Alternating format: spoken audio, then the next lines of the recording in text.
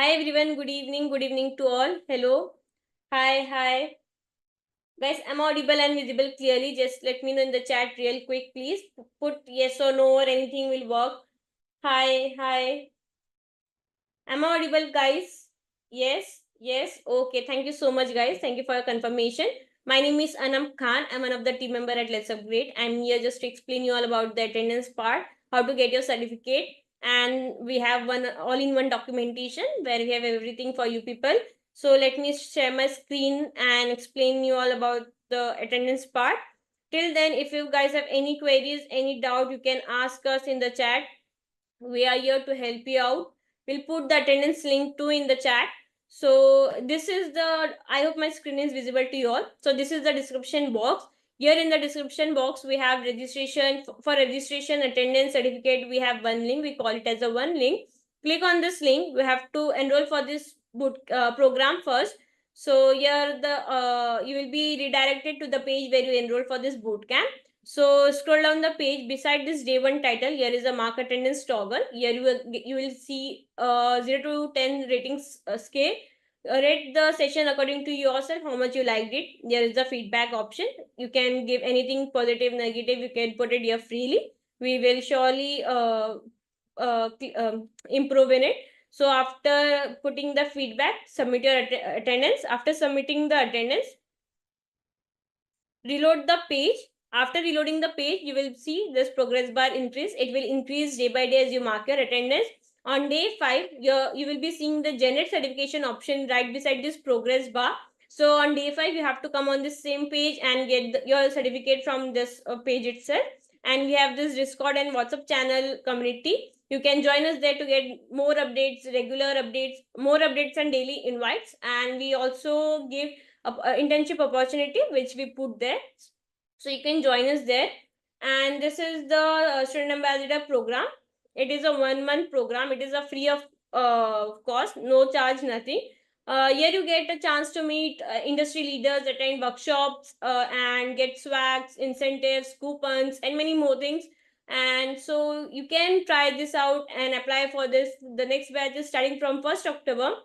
So you can apply in this, and we are here to help you out. If you guys are getting OTP issue, guys, do not spam in the chat. For OTP, please mail at support@letsupgrade.in. Our team is there to help you out. They will revert back to you. So for the attendance, for the certificate and OTP issue, please do not spam again and again in the chat. And yeah, if you have any queries, anything more, you can let us know. So for this bootcamp, the trainer is Saurabh sir. Without wasting much more time, I will call him and hand over the session to him. So I will take a leave. So yeah, guys, that was all from my side. So mark your attendance daily to get the certificate on day 5. Bye guys. Bye everyone. Thank you. Yep. So once again, good evening everyone. Good evening guys, and I welcome you all to day 1 of this JavaScript Essentials, where we are planning to cover a lot of things from scratch. We'll talk about variables, we'll talk about conditions, loops, literals, everything. Then we'll move on to DOM manipulation after that, right? And then we'll also move on to project, right? So we have a lot of things to cover. We'll try to cover almost everything that is possible using JavaScript in the next 5 days. So that will be amazingly enough so that we can cover all the basics. We can also learn about DOM manipulation. And at the end, we are also going to build a project which will be quite similar to Netflix. So I'll be teaching you how to build a filter system and card generation, movie generation of Netflix. So that is the project that we'll be doing. Move ahead with anything else. Okay, let me just get an online notepad quickly.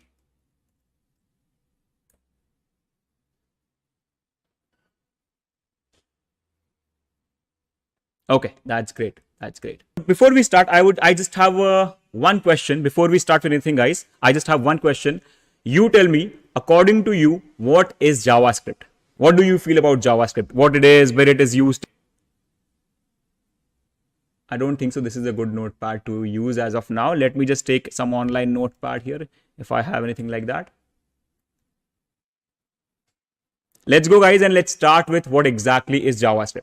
So, guys, just to give it give you a simple definition or a simple idea, JavaScript is nothing but you can say, a general purpose programming language. That's what we can say a JavaScript is. It is nothing but a general purpose programming language, or sometimes we also call it as a scripting language. So general purpose programming language or scripting language, which is basically used in a lot of various things. For example, it is used in website development, it is used in app development, it is used in game development, right? It is used in, what do you say, API creations, right? It is used in server side development. So a lot of things can be done using JavaScript, right? So it is nothing but a general purpose programming language which is used in variety of fields like website development, app development, game development, API development, server side programming, and also in machine learning. That means if you learn JavaScript completely and thoroughly, there are a lot of areas in which you can build your career in. You can also go in game development or website development or app development. That means there are a lot of career paths where you can go. But today we also need to talk about how exactly JavaScript becomes the JavaScript that it is today. Okay, because JavaScript was not always like this. JavaScript was not always a general purpose programming language which can do everything, right? So guys, when JavaScript was initially created, it was not only created, for these things. So let's talk about that as well, guys. So let me just remove this for now. Now guys, when JavaScript was initially created, it was a very simple plain programming language which was basically created to perform, let me just increase the font size a little bit. Okay. It was mainly used to perform DOM manipulation. Now guys, don't worry as of now if you don't understand what DOM manipulation is. I'm going to talk about that as well. So initially it was created as a normal programming language. In the 90s, it was simply created as a normal programming language, and the main purpose of JavaScript was to perform DOM manipulation. Now see guys, in 90s, there were a lot of programming languages. We had C, we had C++, we also had Java at some point of time, right? So what can be the reason that someone created JavaScript? Because there are already a lot of programming languages in the world. So what can be the reason of creation of JavaScript? So JavaScript was not created for general programming at that time. At that time, it was mainly created for DOM manipulation. But now we need to understand what exactly DOM manipulation is. And to understand that, we need to talk about something like a web page. For example, if we go to a site like, let's say, flipkart.com, okay? So let's go to flipkart.com, and till the time it loads this. So let's go everyone. Now see, you can see this web page, right? Now we know that a web page is created using languages like HTML and CSS. Let's talk a little about them as well. Guys, please focus. So now we know that HTML is nothing but hypertext markup language, which is used to, create web page and also to put content in it, right? This is the base idea of what HTML does. HTML is a language which is used to create a web page, and also it helps you to put content in it, right? For example, when I say content can be image, audio, right? Video, then it can also be text. So these are the content. So by using HTML, you create a web page. So you create a HTML document, that's your web page, and you can use HTML tags to put content on it like image, audio, video. And then you use CSS to style that content. So let's say you create a content, you put all that elements, image, audio, video.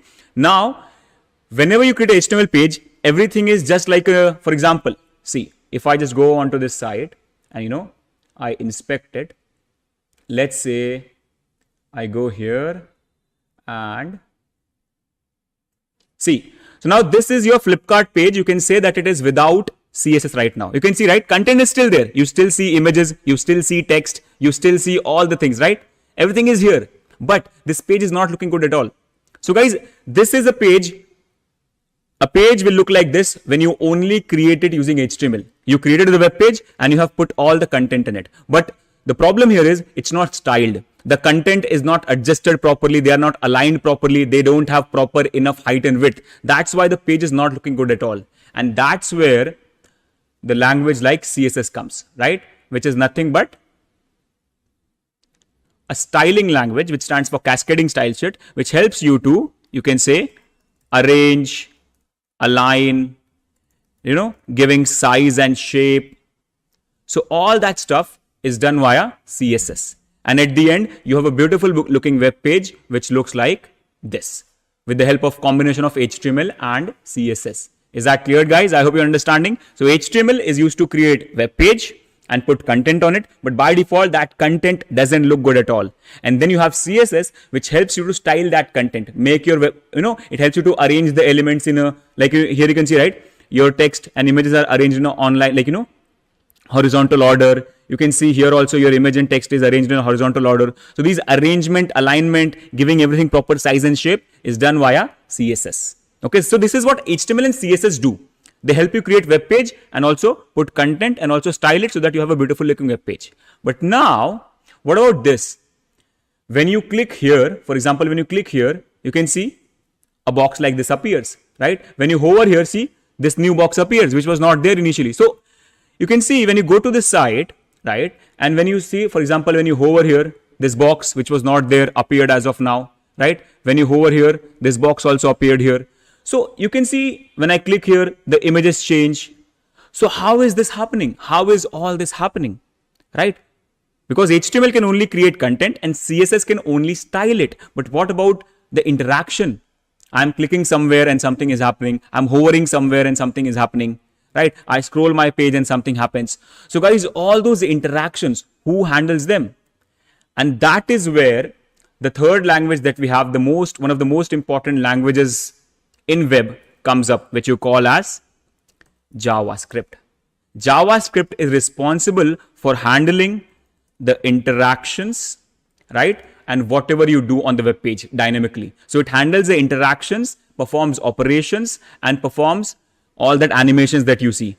You didn't, like initially there was this, when you are on this web page, initially this element was not there, but when I hovered, this element suddenly popped up. When I hover here, this element suddenly popped up. So all these element hiding and showing everything is done via JavaScript. And this is only a very simple example, guys. This is only a very simple example. It is much more than that. And we are also going to talk about that. So what I'm trying to say here is, initially JavaScript was only created to perform these interactions. Now we'll talk a little more about this. Okay. So how does exactly like this JavaScript works? Like, we're going to talk about that as well. So, see guys, now when we create a HTML page, okay, so let's say you create a simple HTML document, which looks like this, okay. For example, you have something like this, you have HTML, right? This is how your HTML document looks like, then /HTML, and then inside this you have your head, right? That's how a simple HTML document looks like, right guys?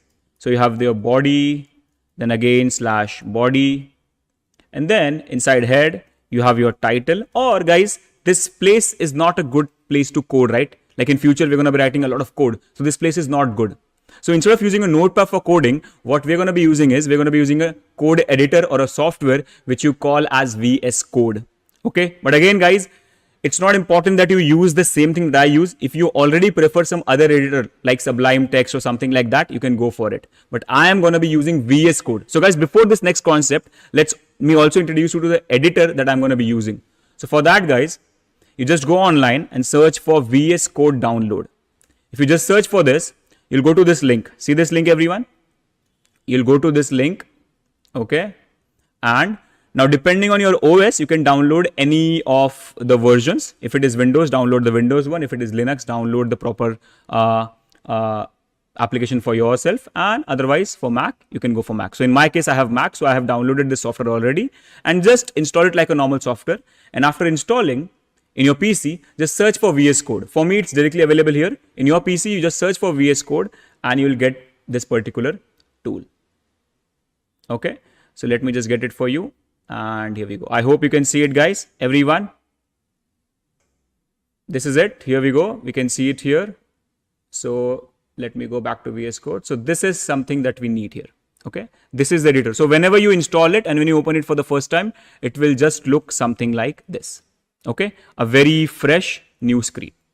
Okay. And this is the place, guys, where we're going to be code everything, where we are going to code everything and anything, all the HTML, JavaScript, anything. So yes, guys, you can also use VS Code, but I'm not forcing you to use VS Code. You can also go for some, like, any other editor like Sublime Text, brackets, anything that you feel like. Okay, that's all. So now, guys, let's simply go ahead and, you can simply create a new folder. So what I can do is I can go on my desktop and I can create a new folder on my desktop. And that is the place where I'm going to be storing all my code files from now on. Okay.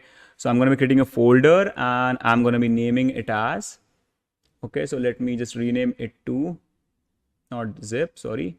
Let me just rename this folder to, let's say, JS Essential, something like that. Okay. And now I'm going to be opening this folder in my VS Code. So from now on, guys, so let's go in VS Code, file, we'll click on open folder. Okay. And on my desktop, I have this folder. I'll just take that and here we go. So guys, now that folder is opened in our VS Code. And from now on, we're going to be doing all the code in here. So guys, for testing right now, let me create a very simple HTML page. Okay. Guys, I'm not teaching you JavaScript right now because I want to tell you more about it. But for now, let's create a very simple HTML file. I'm going to call it as index.html.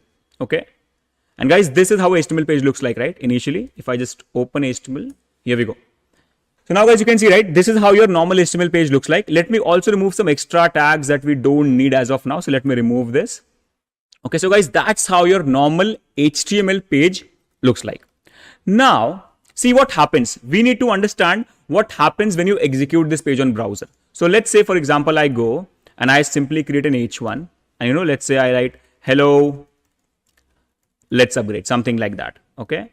And let me also create a P tag here. And let me just try to again, same, hello, let's upgrade. So right now, guys, I have a very simple HTML page with few tags. That's all. Now let's run this file on the browser. So let me just copy the path. Okay. And just go on the browser.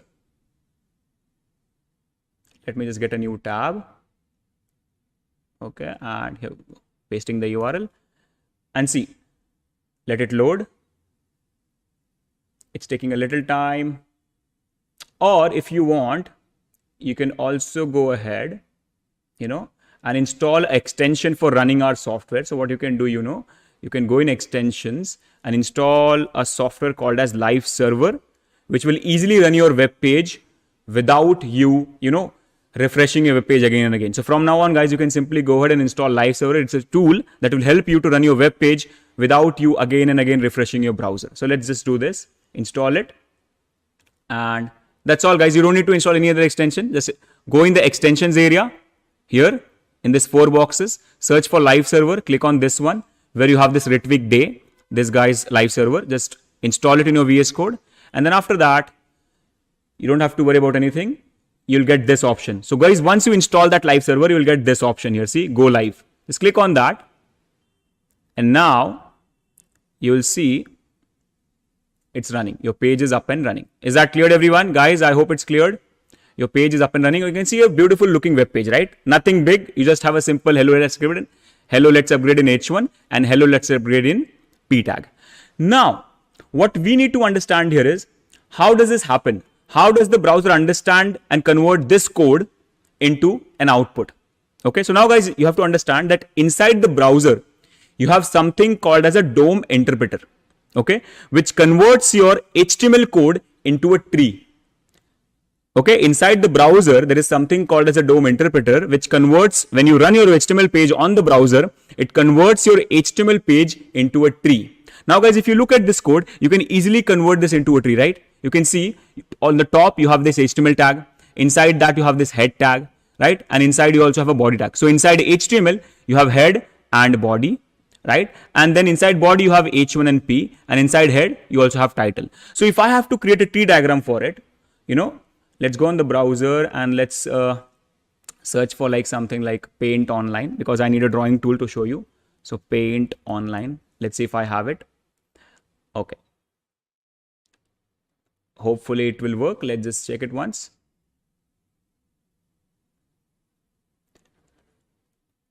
Okay, something like this. Now see guys, so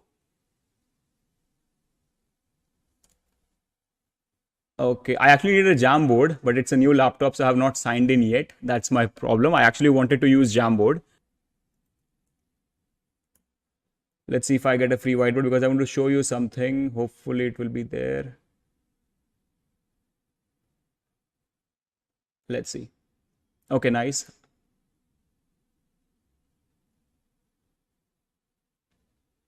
Okay, no issues, guys. Let's go with this. So if I just write HTML here and increase the font size, see, something like this, okay? So if I need to convert that code into the tree, so it will look something like this. You have HTML, then in that you have your head, and in the same thing, you also have your body. And after that, inside head, you have title, okay? And inside the body, you simply have your h1 tag, and you also have your simple p tag, okay? So guys, this is how your, right? This is how your tree is looking right now. Inside head, you have title, and then inside body, you have h1 and p, right, everyone? And now, just like that, if you simply go ahead and start creating more elements, it will just continue and it will just build this tree. So what I'm trying to say here is, guys, inside your, so when you execute this HTML page in your browser, it converts this whole HTML page into a tree, and your tree will look something like this. HTML, inside that head, then body, okay? That's what happens, guys. Now, see, let's go again into the browser and let's go to our flipkart.com. Just wanted to show you something. Now see, guys, that means whatever you see on the web page, you can see that because everything is inside the tree. Whatever is not in the tree, whatever is not on the tree, you cannot see that. So what I'm trying to say here is, when you hover on this, see this new element, it was not there initially, but now it's here. When I hover here, this box was not here, but now it's here. That means whenever I hover somewhere, a new element is getting added into the tree. Now, who is responsible for manipulating that tree? Who is dynamically adding elements into that tree so that I can see everything, or removing elements from the tree? Who is doing that? So guys, all that is done via the language which you have, which you call as JavaScript. And guys, this tree that you see here, this tree is what you call as document object model, or DOM. That's why JavaScript is also considered as a DOM manipulation language. And guys, initially, JavaScript was only created for this purpose. Nothing else, guys. Only for this. It was only created, to perform DOM manipulation. That's all, guys. I hope you're understanding everything. Guys, please confirm that into the chat once. Everyone, please confirm that.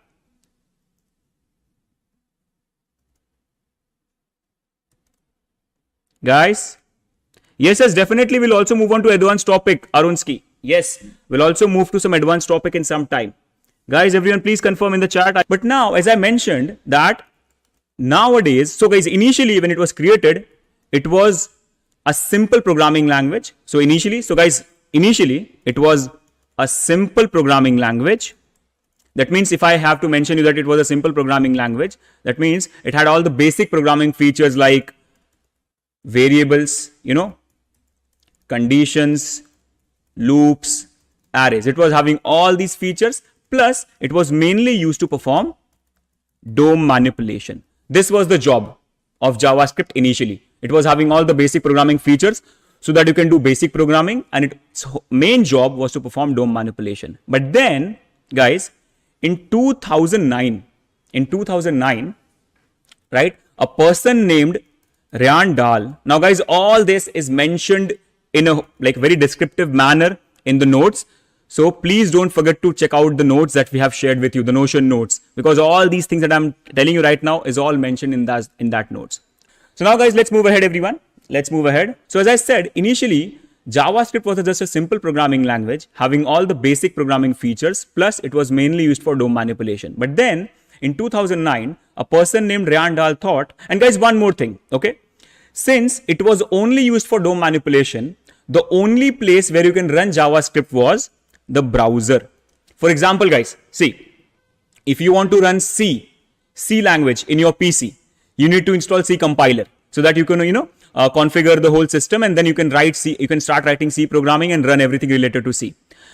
Just like that, everyone, if you want to run Java in your PC, you need to install Java compiler, Java runtime environment, so that you can write Java code and run Java code in your PC. But guys, by default, JavaScript's running environment, you don't need to install anything, because by default, JavaScript's running environment is browser. That means inside the browser, you don't have to do anything, and you can simply write JS code and run it inside the browser, but only inside the browser. And that was the problem. JavaScript was able to run only inside the browser in combination with HTML. Without HTML, there was no value to JavaScript because it was only running inside the browser for a lot of time. But then in 2009, a person named Randall thought, if it's a proper language and if it is having all the basic programming features, why can't we use JS for other things? So in 2009, guys, Randall created something called as Node.js, which is nothing but a JavaScript running environment, or you can say a JavaScript runtime. So what C compiler is to C. For example, if you want to run C, you need C compiler. If you want to run Java, you need JDK, JRE. Just like that, guys. If you go ahead and install Node.js, it's nothing but a software, guys. I have seen a lot of people saying me that Node.js is a, framework or a library. No, guys, it's a software which you install in your PC. Okay, it gives you JavaScript running environment. So after installing Node.js in your PC, now you're free to run JavaScript anywhere, just like a normal programming language. Now you don't have to depend on HTML pages. Now you can run JavaScript anywhere, literally anywhere, in any folder, any file, without using HTML, just like a normal programming language. And guys, after doing this, that's when it became possible to use JavaScript for much more better things. Now, because of this, we can use JavaScript for, for example, we can use it for API creation. We can use it for machine learning, because now, guys, it has become a general purpose programming language. So guys, that's the base idea. Initially, JavaScript was a simple programming language which had all the basic features, but it was only running inside the browser, and that's why it was only created for DOM manipulation. So guys, because see, it was the need at that time. It was only created for DOM manipulation because there were other programming languages which were doing other things. So that's why they fixed it to the browser. But then in 2009, we got Node.js, and because of Node.js, now you can run JavaScript anywhere, and that's why now you can do API development, machine learning, a lot of things, server-side scripting, anything that you can do with any normal programming language. And that's when JavaScript started competing with all the other languages as well. Now JavaScript competes with Python and Java to be on the top because it can do a lot of things. So guys, I hope now you have understood what exactly is JavaScript, everyone, and a little bit about the history as well. Now guys, if you want to know more about the history, you can also go into that Notion board that we have shared with you. Everything is mentioned there. We have mentioned a lot of details there about the browser war, what was the initial competitor of JavaScript, who created that. And guys, just to let you know, JavaScript was created by a very, very famous company. You might know it, maybe. The company name is Netscape Navigator.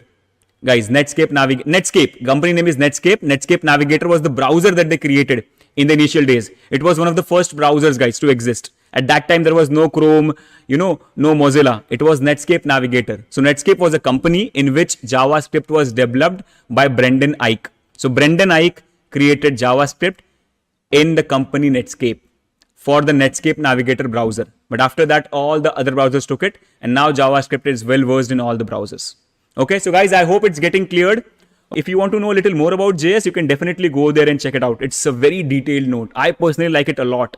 It is created by our very important team. So don't worry, guys, you can just go ahead and, check it out. Okay, to be specific, guys, it was created by Prasad sir. Okay, now, guys, that's it. This was for everyone who was completely new to JavaScript. Now, let's directly go to JavaScript. Now, guys, see, for starting to learn JavaScript, we are not moving on to Node.js and using JavaScript anywhere in our PC. For now, we'll be focusing on JavaScript inside the browser only to learn the basics. In future, we'll also move on to Node.js. Don't worry about that. But for now, we are focusing on JavaScript inside the browser. That means for now, we'll be using browser, okay, to learn all the basic programming features that JavaScript has. Okay. And because we are running JS inside the browser, we will also need HTML page. Okay. So right now we will be dependent on HTML page, but maybe in future we'll chuck that completely and we'll directly move on to Node.js. But guys, for now, let's go and let's start with it. So let me close this window. Don't save. And guys, you can see now, right now, I have a very simple HTML page here and no JavaScript. So guys, let's go.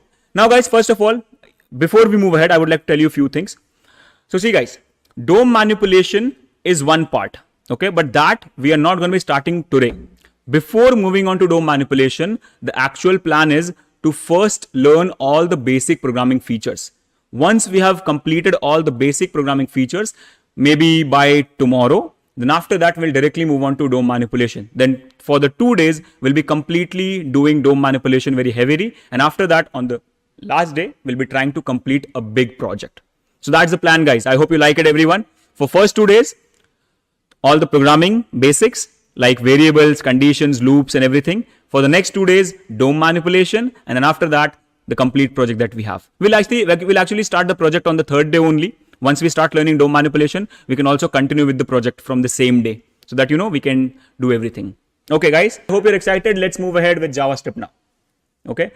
So now, guys, as I said, right now we're going to be running inside the browser. So I already have a HTML page, which is running on the browser. You can see here, my HTML page is running inside the browser.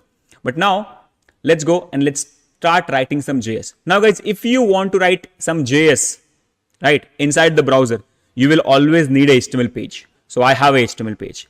Now, to start writing JavaScript, you should always go in your HTML page, okay? And at the bottom, where you're completing all your HTML code, inside the body, but after all your HTML tags, at the end, you can use a tag called as script. And inside this script, here is the place where you can write all the JavaScript that you need. So guys, this is the place. Now here, please don't go and, start writing tags and all that stuff. That is not allowed. For all the new people, guys, here you don't write tags. The area between script and /script is the place where you can write JavaScript. Okay. Now guys, let me teach you the first statement that you will learn in JavaScript. Just like everywhere else, guys. When you start learning C language or any other language, the first thing that you learn is how to print something. Okay. So let's learn, guys, how to print something using JavaScript. Okay. And one more thing, guys, before we move ahead. See, as of now, we are not focusing on DOM manipulation, right? That's why we are not going to be doing anything on the web page.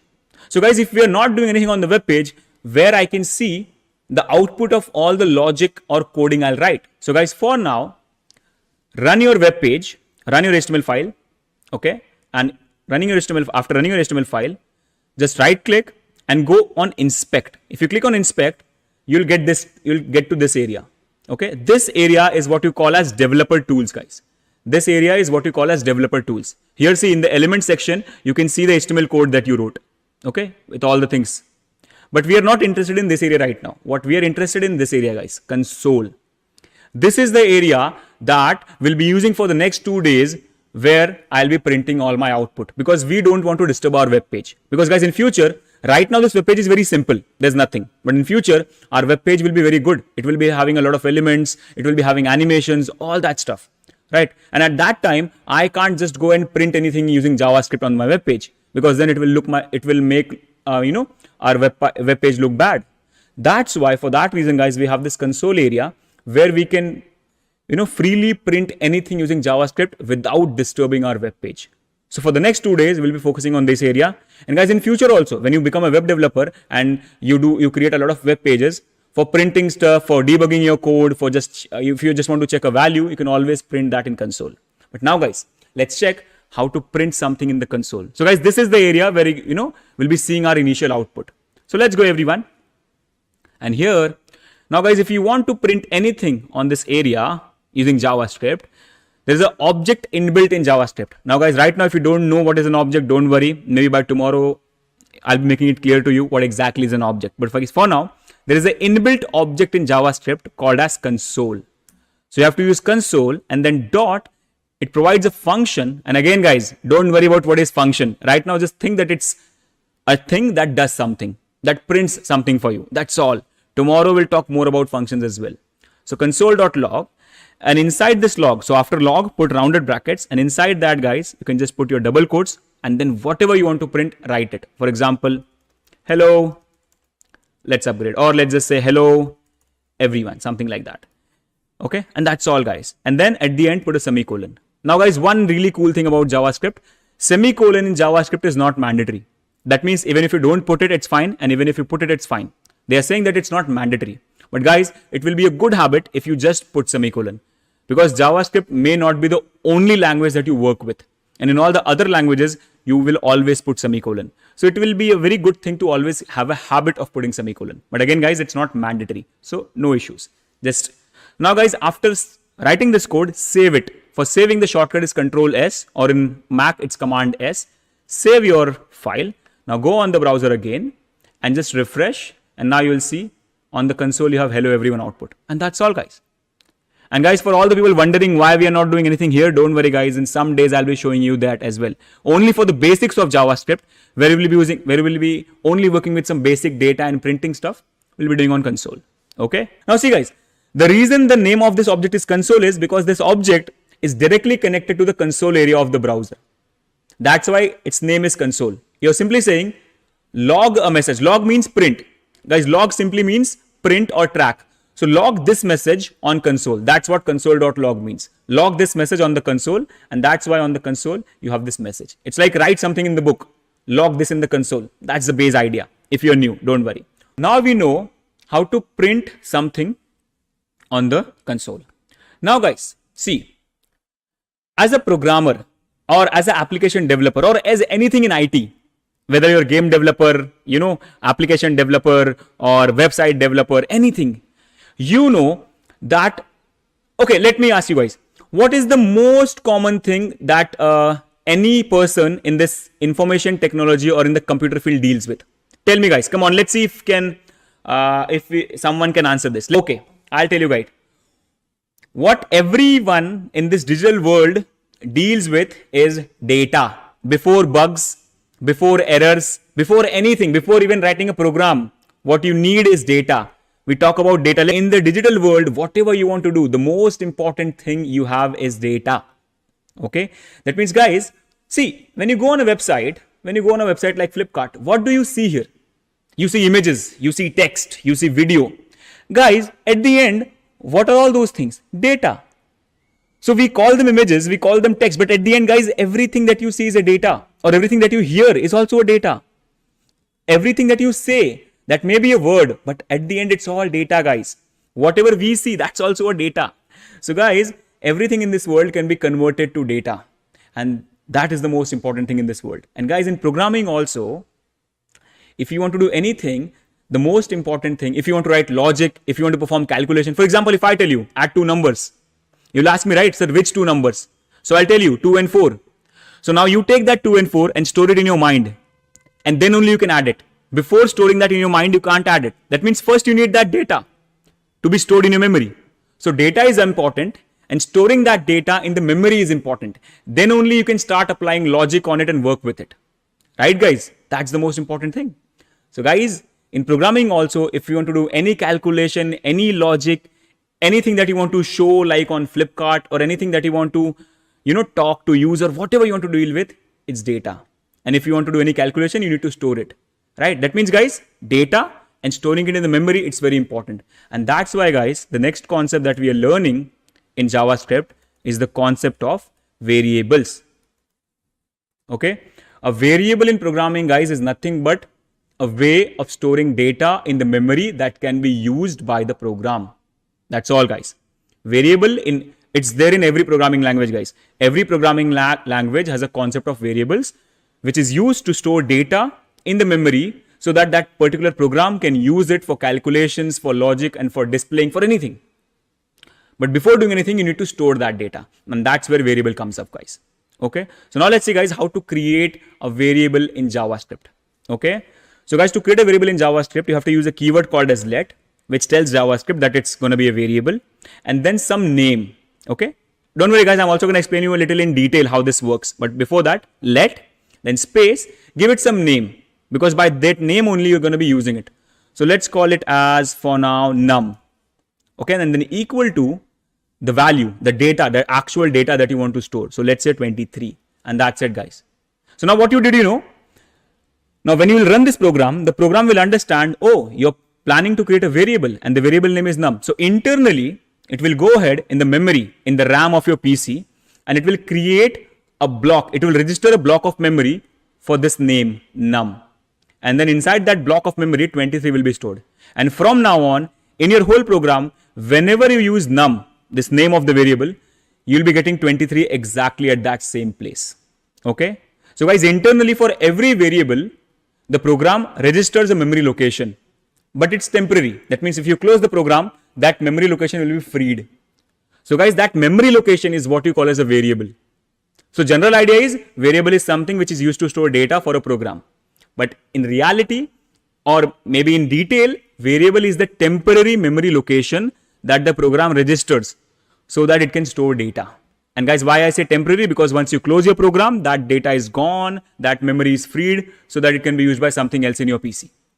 Okay, I hope it's cleared everyone. Okay, so this is the name of the variable or the identifier. This is also called as identifier. And this is a keyword. Let in JavaScript is a keyword which helps you to create a variable. But guys, some years back, there was no let in JavaScript. There was something called as var, which does the exact same thing. But there is a minute difference, which we will talk about in some days or maybe some time. But guys, from now on, have a habit of always using let and not using var. Because in the new specification, JavaScript says that var is kind of deprecated. So start using let. Okay. Now guys, by this line, we have created a variable in our program. And now we can use it. Now to use it, we can again go and write one console.log. And let's say right now I just want to print it. So console.log and just go ahead and print that variable. So just use the num. So now guys, from now on, wherever you use num, you're basically printing that data. So if I just go ahead and, run this, you'll see now 23 is also printed. That's all. So now you printed that data of the variable. So guys, wherever you use this variable, this data will be available there. Okay. And not only this, see, for example, if I create one more variable, let's say let num2 equals 34. So now we have two variables. That means my program is now creating two variables in the memory. Okay. And now I can create one third variable. For example, let's say I create a third variable called as res. And inside that, what I can do is I can perform a simple operation. Now guys, in future, we'll talk more about operations, but for now, simple. So what I want to do is I want to add these two values, 23 and 34. And guys, now whenever I need to use these values, I have to just use their variables. So num plus num2, and that's all. So now guys, the addition of num and num2 will be stored in res. And now here, instead of printing num, I can go ahead and print res like this. So save it. And if I just go in the browser, you will see, here we go, see 57. So guys, I hope we are understanding what exactly is a variable, right?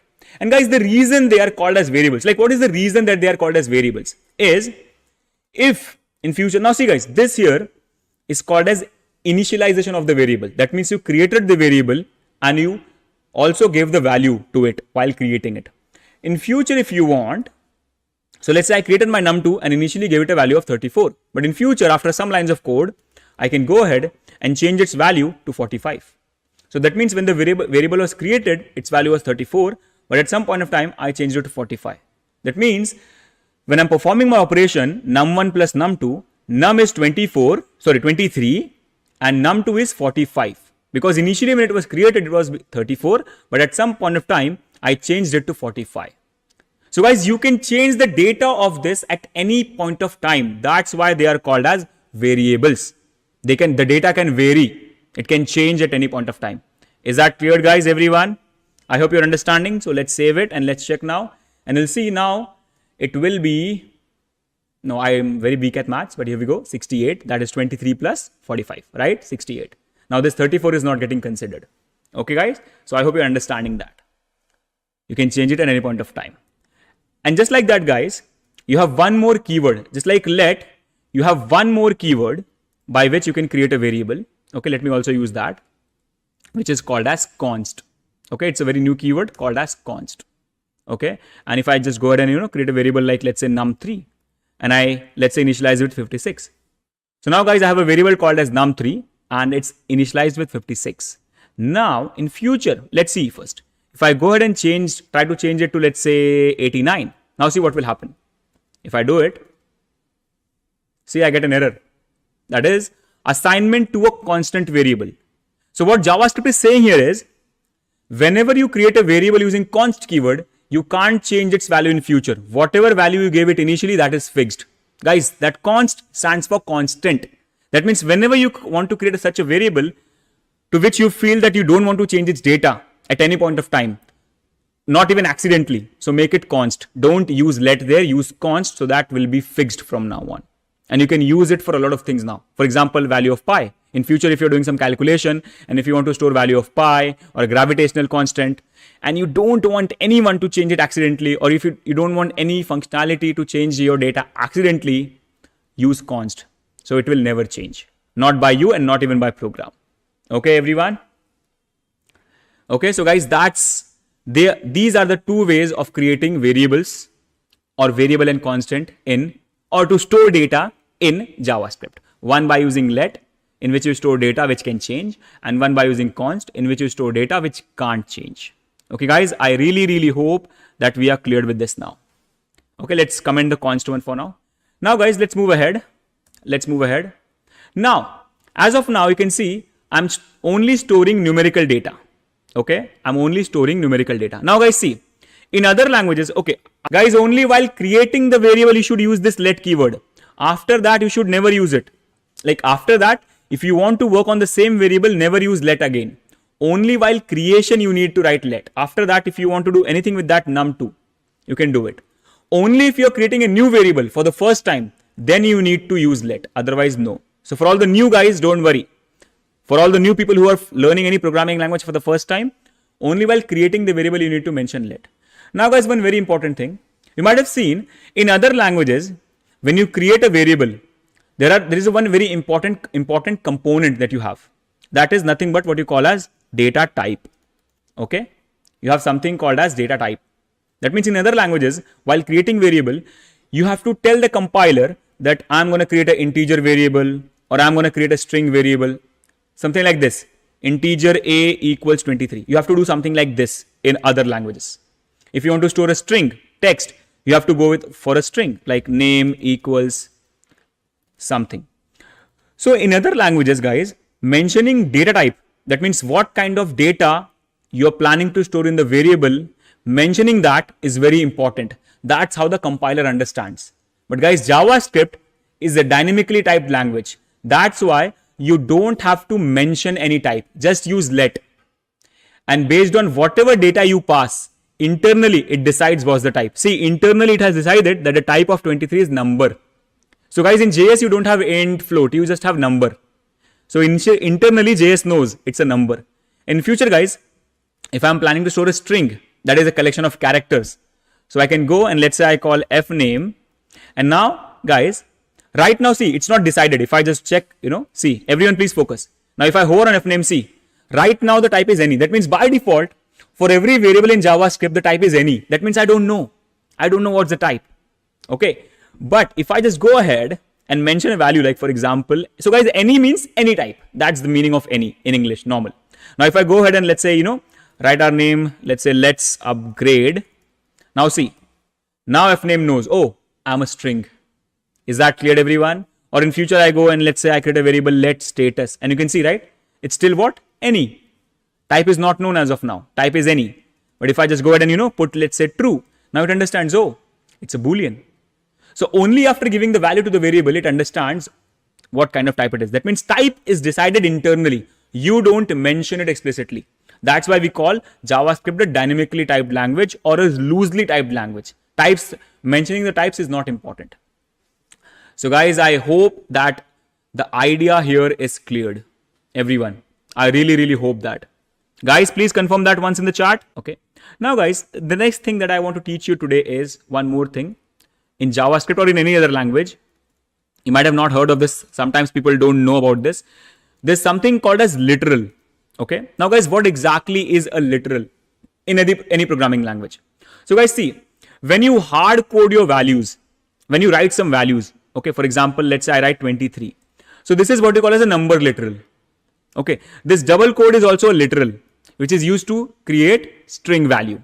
So guys, whenever you're planning to hard code some values, okay, and whatever things you use for those things are called as literals. This double quotes is what you call as literal. This single quotes is also what you call as literal. Okay. This block literal. This is a block literal. So all these things are used to, we normally call them as brackets, double quotes, single quotes. But guys, internally, they are all called as literals. Whatever hard-coded keywords or values that you mention in your code, they are called as literals. This is also a literal, guys. These rounded brackets, which we normally use with functions. Okay. This is also an array literal, which is used to create an array. So guys, these small things are what we call as literals. For example, if I just go ahead and, mention true, this is also a literal, a Boolean literal. So guys, all these small things that we use here and there, right, which we don't like have a category for, they are all called as literals. So here I'm creating a string using the string literal. Here I'm creating a number using a number literal. Now guys, number literal is not a very specific thing. You just write the number. So guys, what I'm trying to say is whenever you write something or hard code something directly, okay, we call it as a literal. Normally we don't have a name for it, but that is the name, guys. Okay. So all of these are called as literals. No need to worry about them, guys. That's not very important to know that what exactly is the meaning of literal, but you can still survive without knowing it, but that's fine. Just to, have some extra information. Okay. Okay. Now guys, let's move ahead, everyone. And let's talk about a few more things. So, let's just comment this out. Okay. Guys, let's move ahead, everyone. Let's move ahead. Now, let's say we are planning to print a variable. See, if you want to print a normal text, you simply go ahead, use your string literal and put some string like this. Right, everyone? Now, let's say I'm planning to print a variable like fname. So you just go ahead and print that variable, right? Just like this. Just like this. And now if you go in your browser, you will see LetsUpgrade. Now, guys, let's say I want to print something like this. The name is LetsUpgrade. Right. So in my variable, I have LetsUpgrade, but I want to print the name is LetsUpgrade. So how am I going to do that? Because if I am planning to write the name is, I'll write it in double quotes, because if you're planning to hard code a string, you will definitely write it in double quotes. Without that, the string won't work. But now you also have a variable with it. So what can we do now? How can we print a string, some dummy string, some fixed string and a variable together? So if I see right now, I can see there's an error. That is, oh, it's comma is expected or something like that. So what if now I want to print my string and, variable together? So there are certain ways. The first way is you can take this, okay, and see, it's not the first way. For example, let's say we are trying something. So let's say we put this in double quotes. Now see guys, as I said, if I put anything in double quotes, it becomes a general string. So now if I just go ahead and check, you will see that fname is no longer considered as a variable. See, it's just printing the name is fname. See that, everyone? So that means if you put anything in double quotes, even your variable names, they are no longer considered as variables. Okay. That's why you should never put your variables in double quotes, guys. But if you're putting it outside, there's an error. So guys, whenever you're printing string and variable together, the first rule is don't put your variable in double quotes because it will be considered as a string. Secondly, if you want to do that, you can go ahead and use a plus between them. This plus here, guys, is considered as a concatenation operator. Concatenation simply means joining. So now we are joining the variable data and string data together. And now you'll see that they are getting printed. Now you can see the name is LetsUpgrade. Is that clear, guys? Okay. So guys, now I use the plus to join. So now guys, this whole thing is a string. Consider this whole thing as a big string. For example, see, let's say I create one more variable. So let statement equals. If I want, I can put this whole joined string in here as well. See this? We can also do this. So guys, when you use the plus, the meaning is you're joining both the strings and making them one. So guys, here see, I'm joining this string and this string, which is fname, which is at the end LetsUpgrade. I'm joining them both and making them one. So they are all stored in this single variable now. So if I print the statement, you will see the output will still be same. If I go ahead and see, guys, the output is still same. Even if I refresh it, you can see the output is still same. Okay. So guys, don't forget, whenever you use plus, that means you're joining the two strings and making them as a one big string. Okay. But now guys, if we use this, it's not a bad thing, but it has few problems. What if you have a very big string, or what if you want to do something like this? Let's say you have fname and then you also have mname, which is middle name. So let's say, now let's use a person's name here because I don't think that we have a middle name here. So let's say I put my name here. So let's say Saurabh. Okay. And let's say something like, okay, I have middle name Mahendra. And let's say I have last name. So I'm going to put as L name here, which is going to be Gupta. So now guys, I have three variables. And let's say now I want to print The name is Saurabh, middle name is Mahendra, last name is Gupta. So now you know, right? It's a very big statement. It will have a lot of things with it. 3 different strings and 3 different variables. So if I use plus, it will become very complicated. Now for that, guys, let me just, put that down. Put this here so that, we can see the whole screen. So now, guys, if I try to prepare that string, it will look like this. The name is plus f name. Now, if after variable, I'm planning again to write string, you have to again use plus. That means before variable also plus, after variable again you have a string, put a plus. And then I can write now, and middle name is, so, plus let's say m name, something like that. Plus last name is, and see guys, the problem now, everywhere we are putting plus, double quotes, plus and all that stuff. And that becomes a little problematic. And one more thing, guys, see, one more thing. Now, because this statement is getting very big, first of all, you can see the problem. It's getting very big and you have this plus plus everywhere. So it's very complicated to maintain. Second issue here is, see, if I try, so let's say because it's getting very big, I try to put them in multiple lines. So I do this. Let's say I try to put an enter here. Something like this. Oh, I'm going to put an enter somewhere like this. Now see. So it looks very complicated. It is supposed to be a simple string, but it looks very complicated. And when you have multiple lines, guys, a lot of times it might also create a problem. Okay. So if I go here, see, you have an issue. Because I'm putting them in multiple lines, JavaScript is unable to understand this plus and everything. That means you have to properly place it. So either keep it in one line. If you're dividing it in multiple lines, you have to place everything properly. Because see, right now it's unable to understand that Gupta is a variable. Oh, sorry, I pressed Gupta there. I'm really sorry, guys. My bad. It should be L name. Sorry. I'm sorry. Silly mistake. See, so now it's getting printed. But sometimes, guys, what happens, we make mistakes in putting this plus and all that stuff. For example, something like this. Okay, see, it will look very complicated. And sometimes it might also cause you some issues. So it will mostly work, but it's very tough to maintain. And that's why, guys, we normally avoid double quotes and plus and using plus as concatenation if we have multiple lines. Then we use something called as backticks. In your keyboard, guys, this backtick will be just before your 1 key and just above your tab key. This is also called as backtick.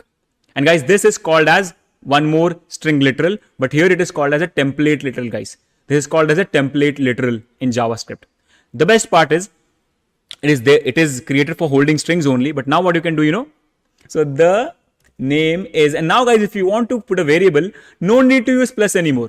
Wherever you plan to put a variable, just use $ curly braces. And now here you can put f name and then space, let's say middle name. And the best part, guys, no longer worry about anything. Just press enter.